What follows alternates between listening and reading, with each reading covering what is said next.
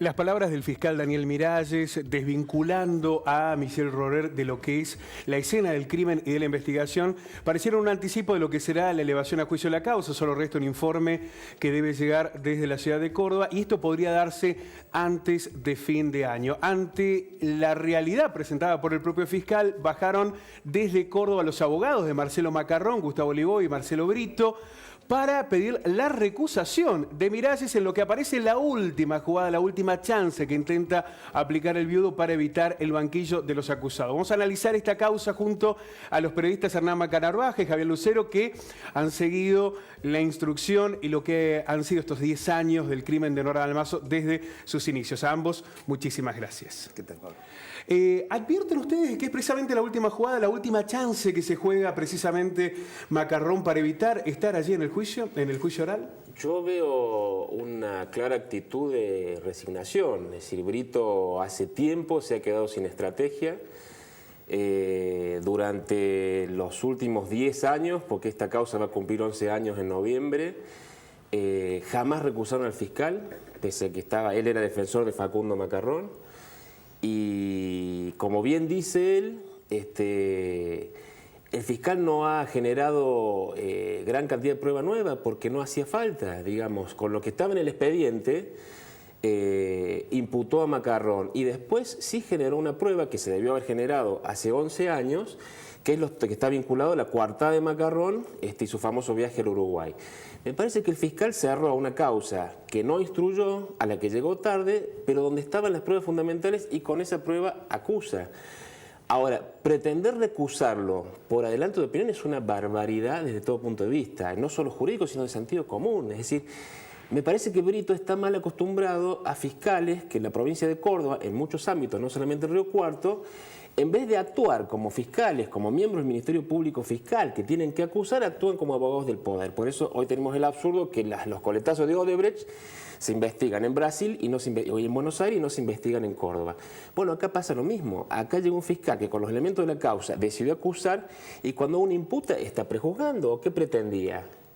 Que no se supiera cuál era su hipótesis y a quién acusaba y a quién le lee sus derechos y le otorga el derecho de defensa y le da participación como querellante. Prejuzgan los jueces, los fiscales no prejuzgan porque los fiscales no juzgan, los fiscales acusan.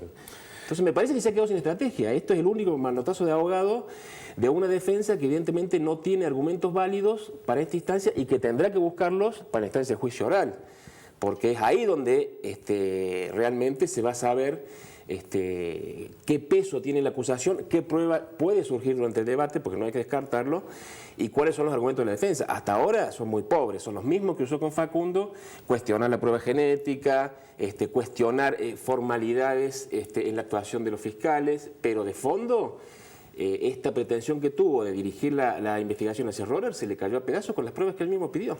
Javier, apelando a lo que señala Hernán, precisamente no se ha refutado esta decisión de Miralles. No es que ha pedido Brito Olivó profundizar lo de Rorer. Lo dieron como terminado a pesar que en algún momento parecía que era una instancia clave en esta investigación. Y en los otros dos ejes que surgen de la acusación, uno ligado con que habría anticipado la elevación a juicio, en realidad lo que dijo Miralles es que va a tomar una decisión, no dijo que va a elevar a juicio la causa, por lo menos públicamente, ¿no? Sí, sí. Más allá de un off the record que podría haber tomado, que es difícil, imposible de probar. Y la otra cuestión es que el fiscal dio como concluida esta cuestión del pelo hallado en la escena del crimen, lo cotejó con todos los que pudieron ingresar, incluso con el propio Rorer, y en ninguno había coincidencia, ¿no? Claro, ese pelo en cuestión, que hoy fue mencionado también por los abogados de Macarrón, son la única escapada, la única coartada que tienen para tratar de desviar el eje de la investigación. Pero uno a las claras surge que la enorme cantidad de material genético que hay del acusado, comparado con un cabello cuyo origen se desconoce, la balanza se inclina claramente hacia dónde va la investigación, ¿no? Y parece que efectivamente lo que apuntan ahora es a tratar de hacer caer el tema de la ventana horaria, ¿no? Porque las tres medidas que han pedido en el día de hoy van en ese mismo sentido. Por una parte, han pedido que venga el encargado de la cancha de golf de Punta del Este para corroborar que Macarrón empezó a jugar a las 8:30 de la mañana. munidos ellos con las 5 declaraciones que dicen tener de los peritos que dan cuenta que la muerte de Nora fue a las 7 de la mañana, entonces sacan la cuenta que además de la diferencia horaria prácticamente ha estado en simultáneo en los dos lugares, ¿no? De modo que la ventana horaria es el lugar a donde apuntan. Además, como decía Hernán, de esta nueva apelación o este pedido para el fiscal, ¿no? Con un argumento de que no quieren llegar la causa a juicio, señalando que hay mucha jurisprudencia que habla sobre el perjuicio que significa para una persona estar en el banquillo. Es algo, la verdad que es la primera vez que lo escucho, ¿no?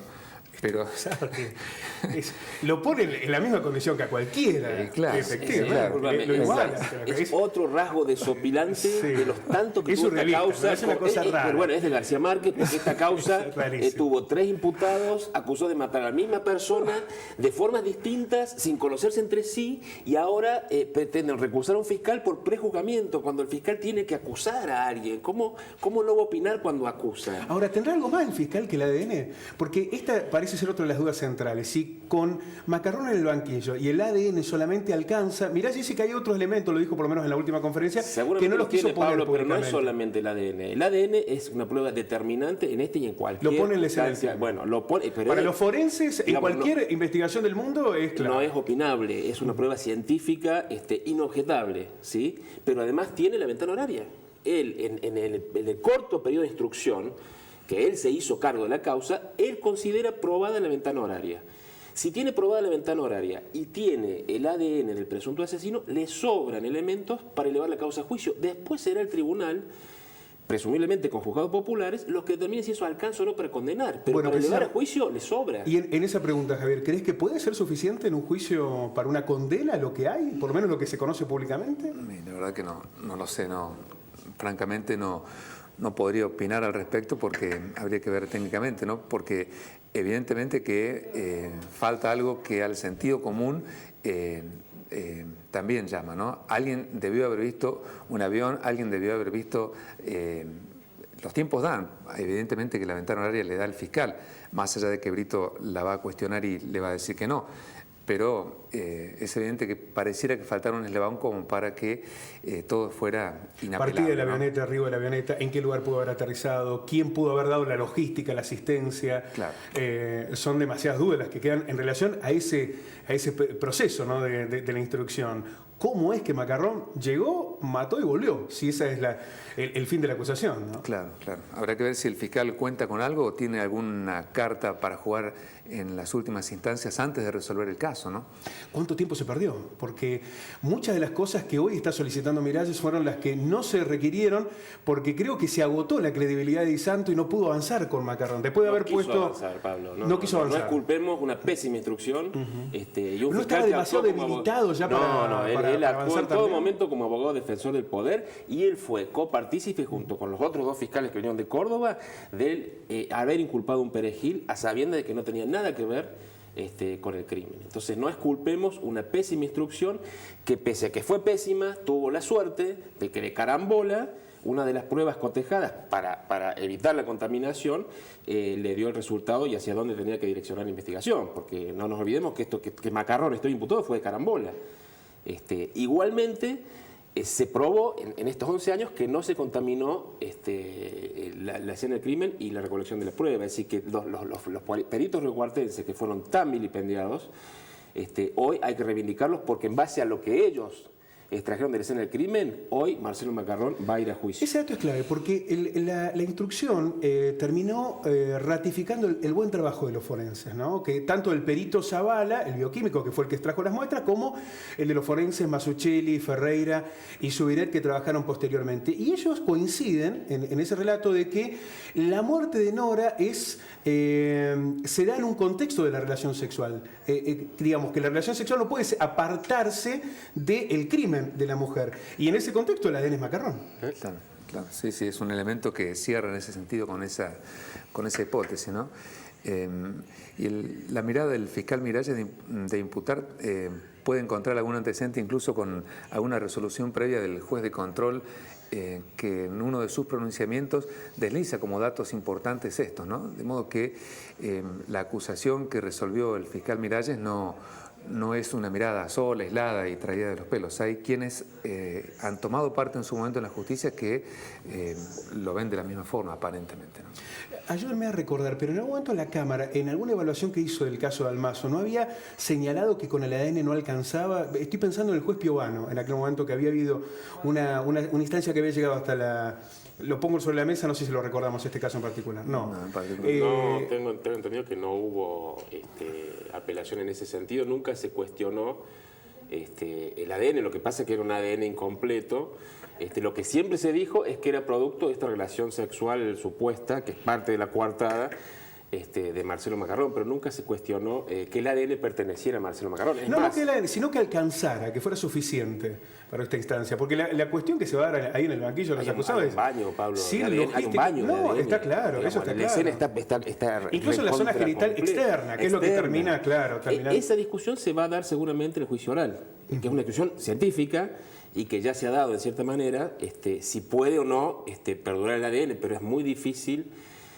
Los científicos te dirían casi imposible, pues yo he consultado genetistas, lo hemos publicado en un momento en la revista, es prácticamente imposible que ese ADN esté en la zona externa de la zona pública de la víctima. Quizás estamos llegando muy tarde por cómo se ha dado también esta investigación, pero es muy difícil pensar si fue Macarrón que lo haya hecho solo, que no haya habido una estructura, una logística, encubridores, personas que aportaron la avioneta, un piloto, digamos. Hay muchas circunstancias que no quedan claras en este concepto. No termina acá. ¿Es imposible? El fiscal imputa en base a los elementos que tiene. Esto no quiere decir que durante el proceso del juicio oral se abran otras causas.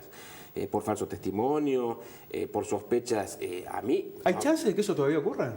Y dependerá de cómo se haga el juicio público, pero a mí nadie me quita de la cabeza que el celular de Michel Rorer esa noche estaba en Río Cuarto. Esto está probado y está probado por las escuchas y está probado por los informes técnicos. No es curioso, no es aleatorio que toda la usina que revictimizó a Nora Dalmazo, que habló de amante y desvió la investigación, que motivó incluso la imputación de Rafael Mañasco, que ni siquiera la conocía, salió del estudio jurídico de Daniel Lacase. Todo eso no se investigó jamás. No quiere decir que no se puede investigar si surgen datos nuevos en el transcurso del proceso oral, pero me parece que, habiendo agarrado una causa a 10 años de instrucción, Miralles fue muy concreto. Bueno, yo tengo el ADN, voy a probar si es posible que el ADN que me lo ubica en la escena del crimen, si es probable, si es posible que haya hecho el viaje, y bueno, aparentemente él lo probó y con eso le alcanza para elevar a juicio. Hay todavía elementos que parece tener solo Miralles, que no ha querido poner todas las cartas sobre la mesa, aunque uno también presume que esas cartas sí las pudo haber visto a través del expediente y demás Brito. No hay secreto en sumario, así que claro, los abogados saben lo que hay en el expediente. Efectivamente, ¿no? Porque si él dijo que hay algún cosas elemento, que no las quiere poner. Por lo menos esto dijo en la última conferencia. Esperaron 10 años para acusar a Michel Rorer. Porque hace 10 años que Brito está en la causa y que Libó está en la causa. Y ahora se les ocurre citar a la gente de Uruguay. O sea, son maniobras dilatorias, no quieren que vaya a juicio oral, y si no quieren que vaya a juicio oral es porque en el expediente hay elementos importantes que ponen en riesgo la libertad de sus clientes. Javier, nos ha marcado a muchos periodísticamente, judicialmente, un montón de aspectos. Este caso, pensar en un juicio oral sería una instancia reveladora después de 10 años de impunidad, más de 10 años de impunidad. Sí, realmente, ¿no? Uno le llama mucho la atención, ¿no?, esta estrategia dilatoria del abogado Brito, ¿no? Evidentemente que es una estrategia defensiva, también se la puede mirar desde ese punto de vista, pero pedir que se anulen todas las pruebas que ha ido a buscar el fiscal a Uruguay, por más que esté en su derecho en pedirlo, hace dilatar, ¿no?, la resolución de esta causa, porque estas son pruebas importantes para Miralles y son las que ha producido él durante su investigación. De modo que, además de recusarlo, pedir la caída de todas estas pruebas son maniobras dilatorias muy llamativas y que llaman a cargar aún más la sospecha sobre quien ya está sospechado. Hay que decir también que en 10 años de dislates de la investigación que ha tenido, la verdad, desvaríos realmente grave, como tener 2 imputados con 2 acusaciones distintas, entonces una cosa increíble. Pero digo, ha mantenido Miralles en este corto tiempo una coherencia, no se ha dejado desvirtuar por incluso las propias presiones comunicacionales y sociales que todavía tiene el caso de Almazo, por lo menos ha mantenido ese eje en este tiempo de investigación, ¿no? Sí.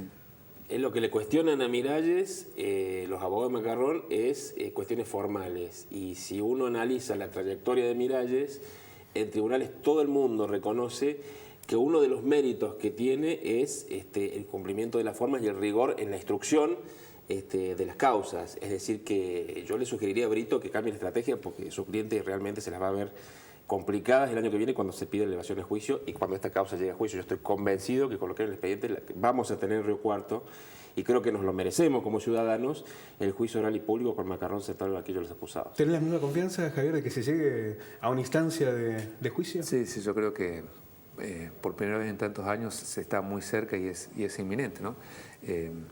Ha dicho el fiscal que lo va a resolver antes del fin de año, así que si continúa con la causa vamos a tener seguramente esa posibilidad. Sí, sí. Ambos, muchísimas gracias. Estamos con 2 de los periodistas que más saben del caso de Almazo y queríamos con ellos debatir precisamente esta instancia de la causa en la que parece todo confluir en la posibilidad de tener al viudo sentado en el banquillo de los acusados. Muchísimas gracias a ambos. No, gracias a vos.